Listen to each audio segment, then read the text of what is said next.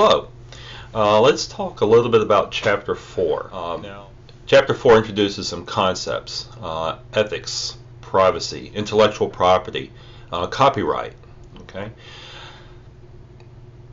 It kind of goes along with Chapter 5. In Chapter 4, we're going to talk about why you're ethically bound to protect information, okay, and also how you're ethically bound in terms of how you use the information. Chapter 5 goes into, well, how do you do this? How do you put security in place? Okay, so the two chapters kind of go together. Okay, but let's focus on Chapter 4 for the time being. Chapter 4 begins with the concept of privacy and privacy of information, and it will discuss many of the laws that are in place that regulate privacy. Okay, and I don't mean restricting.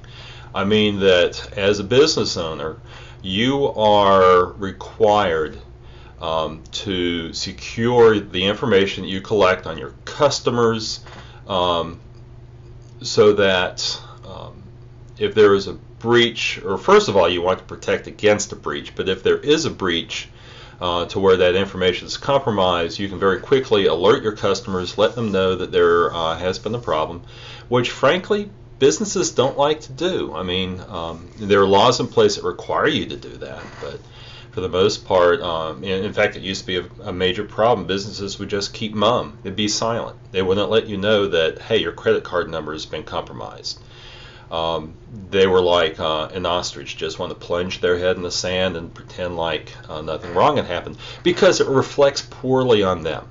Okay, and finally the government had to step in and say, you know what, you really do need, you're not doing the right thing by hiding this. Your customers need to know. Therefore, we're making it a law, and there will be penalties if you do not release this information. Okay. There will be a discussion about ethics. Okay, and we'll talk about things, or you will read about, there is a difference between something that's ethical and something that's legal. You can have something that is a legal requirement but perhaps isn't ethical.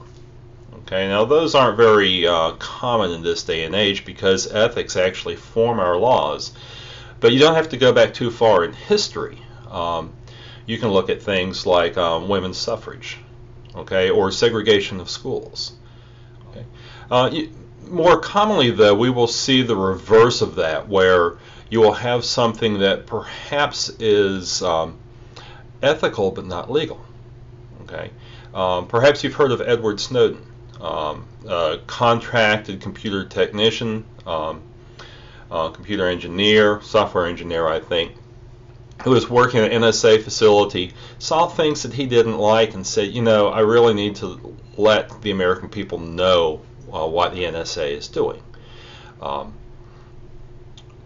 It was illegal for him to divulge that information, and there's still arguing about whether or not it was ethical.